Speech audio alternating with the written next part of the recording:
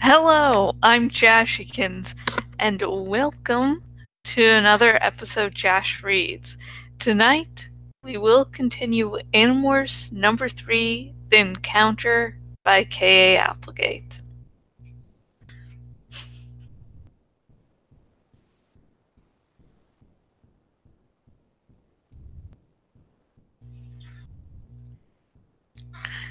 Talking to Rachel helped.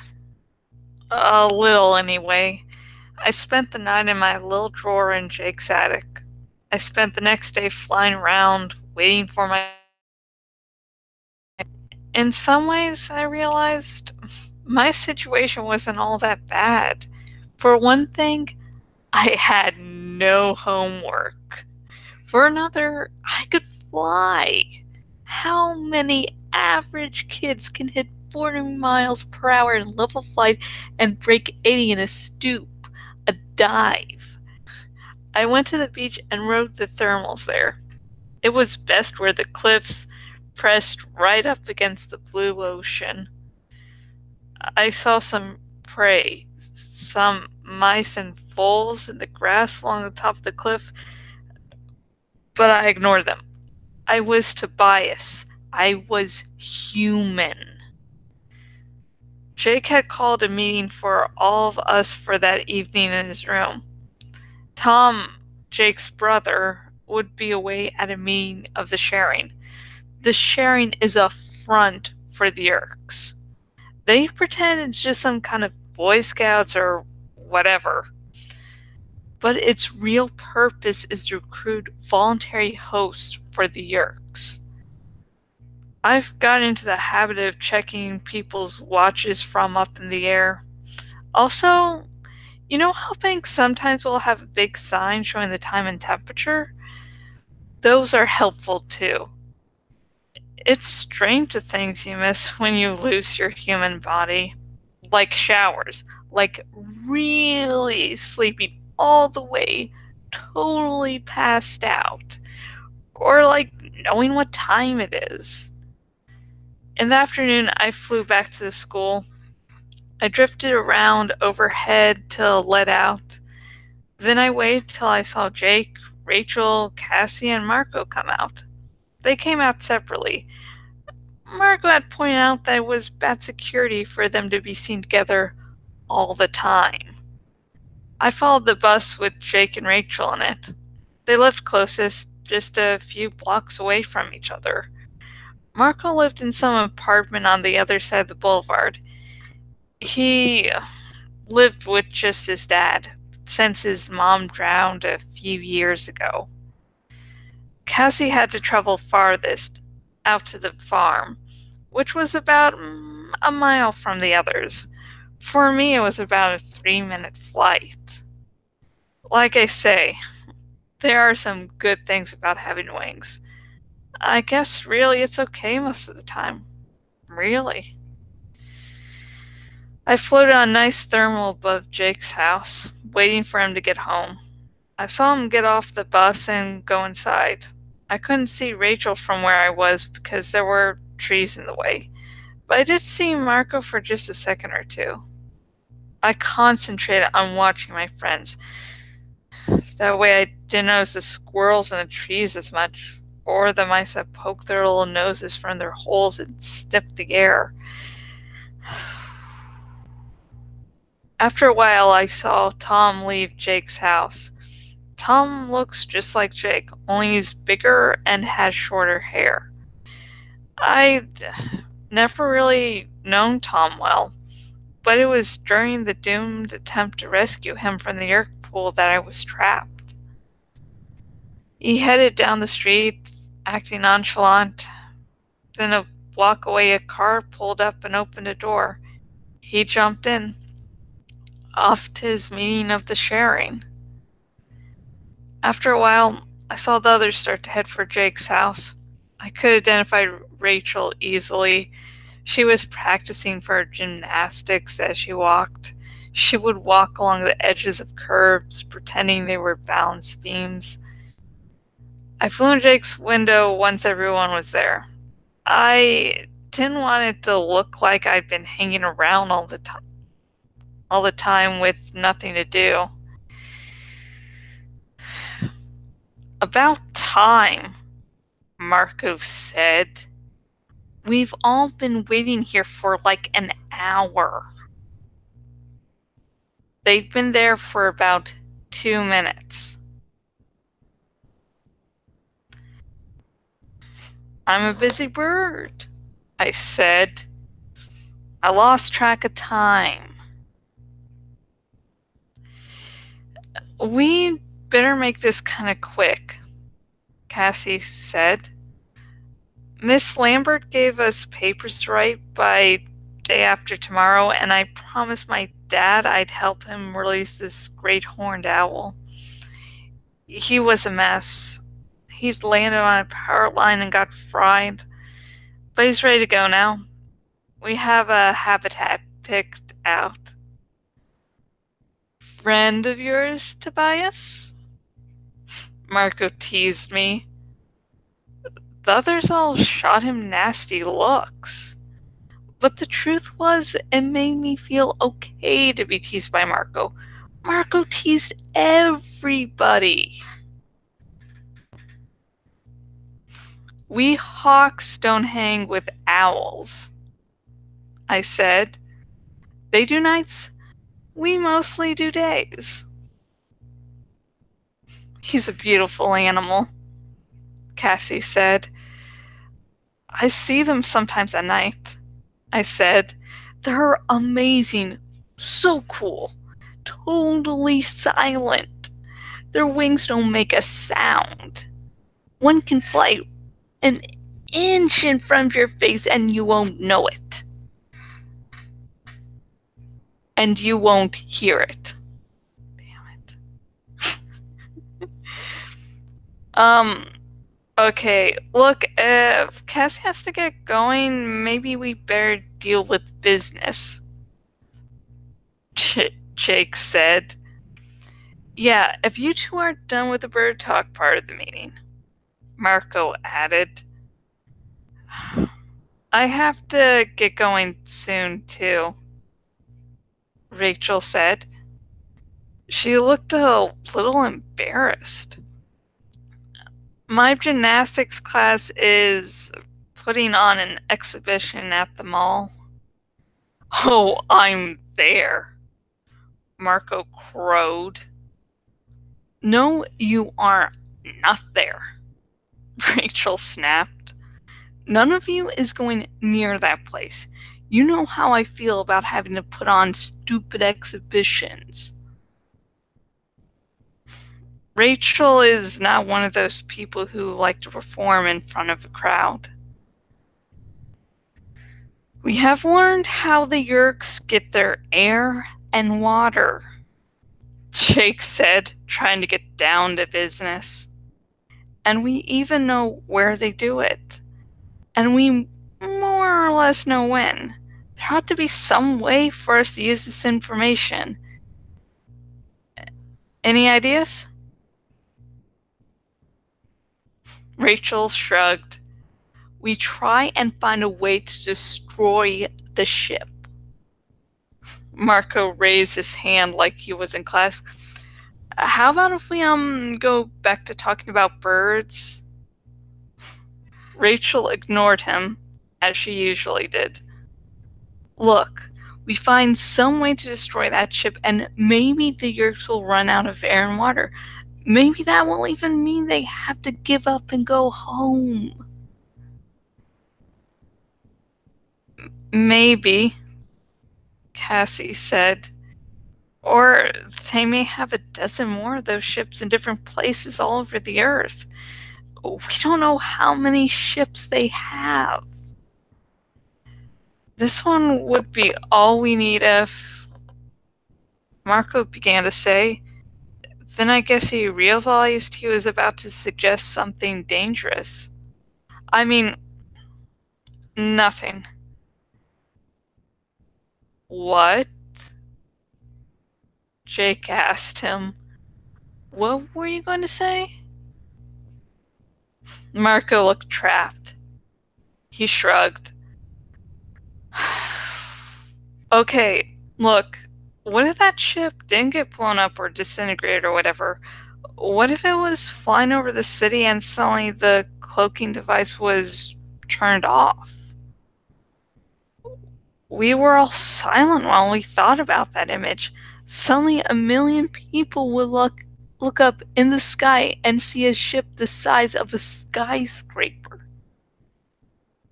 People would probably notice it. Jake said, "Oh, yeah, they would notice it." Rachel agreed. Radar would see it too. A million eyewitnesses. The controllers would never be able to cover it up. People would videotape it, I said. They would take pictures. There would be radar tapes. Jake grinned. The whole world would see. The entire human race would realize what was happening. He was getting excited now. And then we could go to the authorities. The controllers wouldn't be able to stop us. We could tell all we knew. Rachel's eyes were gleaming. We could tell them about the sharing. We could turn in Chapman. And you figure Vischer 3 and his pals are just going to sit around and do nothing? Marco asked. Like you said, we have no idea how many ships they have, or how much power. Jake looked a little disappointed. They don't have enough power to attack Earth openly, I said. And how do you know that? Marco asked. Because they're going to a lot of trouble to keep themselves a big secret. You don't hide if you're tough enough to come out and kick butt in a fair fight. I expected Marco to have some smart comeback. But he just nodded. Yeah, you're right. This could be our big chance, Rachel said. Uncloak that ship so the whole world can see.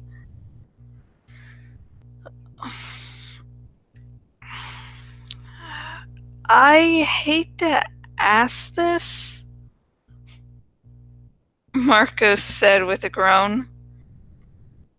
But how do you think you're going to do that? It was Jake who answered. We'll have to get inside that ship. He winked at Marco. Want to know how?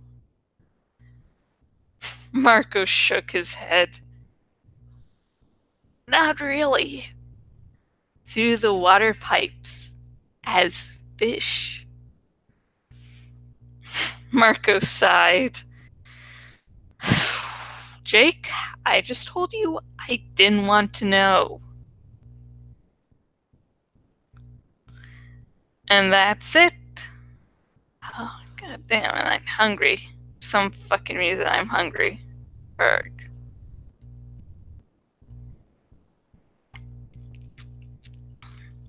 God damn it. One thing that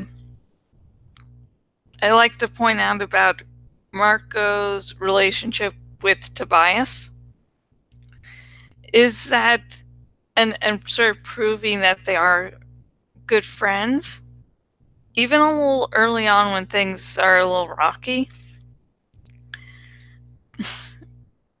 Tobias likes Marco's jokes. He likes them. He likes to be teased because that reminds him that he's part of the group. That he might be trapped in the body of a red-tailed hawk. He has an identity crisis. But at the same time, Marco's treating him like everyone else. Marco isn't going, hey, I'm going to treat you differently because I see you're in a bad situation. He's saying, hey, I think you're tough enough to deal with it. I think you're like everybody else, so I'm going to tease you. So I sort of like Marco for that. He was really the first person of the group to treat Tobias as normal once he was trapped. As with anything involving Marco, of course, it's not, this pristine, perfect thing. Well, at least it's there. At least Tobias has someone going, "You're normal." So, yeah. And if you would like to discuss this chapter or previous chapters in previous books in the series, please comment down below and we can start a conversation. And if you want to ask any major spoilers, because the comment section here is no major spoilers, because I want to make it so if someone's getting into Animorphs by watching these videos that they're not majorly spoiled. So if you want to ask major spoilers, if you're watching on the YouTubes, there's a link in the description where you can go to my Tumblr Ask box and just ask me any random thing about Animorphs. So. And if this video has stirred your interest in Animorphs, you're like, hey, this seems interesting, this seems like something I'd want to read. If you're watching on the YouTubes, there's a link in the description. And if you're watching this on my blog blog, there's an ad under the video, and both places will lead to where you can buy Animorphs number 3. Woot. And also, if you are for some fucking reason impressed about my reading skills and want me to read your original work or fan fiction, there's a link in the description if you're watching this on YouTube, and there's a link up above if you're watching this on my blog. And what that links to is commissions. I will do Jash Reads commissions. So, okay, and if you notice that all the slots are taken up, that just means I made a new blog post, and just look on my blog and you will find it. Ooh. I think I said things in the right order. Watch me fuck things up later. So, again, packing, so no stuffed animals. And I finally finished catching up on The Walking Dead. Watched the Scooby-Doo episode of Supernatural. And had to deal with my dad thinking I put a screensaver on his computer. Every now and again, I will go on his computer, usually just to, use the printer since this laptop doesn't do printers. But he somehow didn't really believe that I did not go on his computer to put on a screensaver. Nah, I don't know why. And oh, yeah, Loki. He seems to have a little chewing problem. I had put a cuddle bone by the little bar that I was chewing on, and I was like, that would be a turn. That turned out not to be a case, and now I need to find something else for him to chew on. Because cuddle bones give calcium, and too much is a bad thing, and their cuddle bones are supposed to last for a little bit, and he pounded through like around 2 in 2 days, so I'm gonna try to find something else for him to chew on there. Just, it's can't do cuddle bones all the time. Not healthy. Yay, crazy parakeet problems! So now comes the part of the episode where I drink some sake and give some well wishes, hopes. And if you would like to add your wish, God damn it, I need to start thinking up a good word. If you would like Okay, let me restart this because I think I found a good word so I don't have to babble all the time. So this is the part of the episode where I drink some sake and give some shout outs. No. So yeah, shout outs. I think that's a much easier term. Give some shout outs. And if you would like yours to be included next episode, leave a comment down below, and next episode I will say them, add them, multiply them, divide them. So is Sasaki, and if you would like to join in, just grab your favorite liqueur, alcohol, or if you don't drink for whatever reason, drink some water, milk, whatever. So first, I really hope that moving goes well, not too stressful. It's amazing things you find when you're packing. And hopefully a good season 2 of Westworld, because it's going well so far.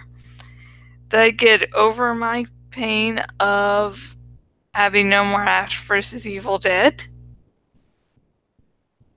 And that some characters get resurrected in the next Avengers movie.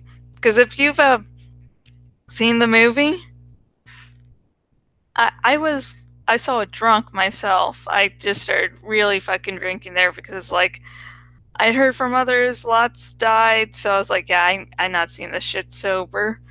But still, it was just like, holy shit. Like, yeah, I hope some characters get resurrected. Because, yeah.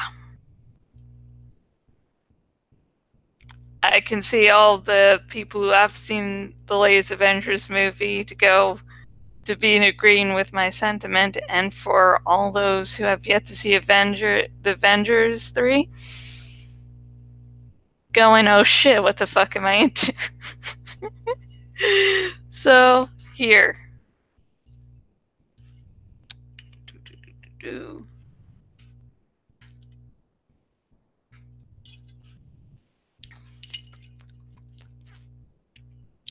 Ah, yeah. Lovely, lovely sake. You are my dear friend.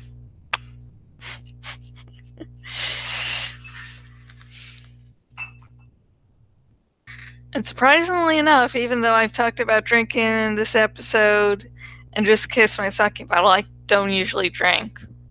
Like, at all. Like, the most I usually drink on a weekly basis is the sips of sake I have during this episode. That's, like, it. Anyways, that's not what you're concerned about. What you're concerned about is when the next video will be and what it will be on. Next video will be more of Animorphs number 3, The Encounter. And it will be on Monday around 2 a.m. Give or take some. I might be watching Westworld a little bit before, recording, so it might be a little later than that. Because I love my Westworld. It's a fucking awesome show. Don't really know what's going on, but it's fucking great. So again, next video will be on Animorphs number 3, The Encounter. We'll be continuing our little adventure of Animorphs number 3, The Encounter. And it will air on Monday around 2 a.m. So be there or watch this recorded. Woo!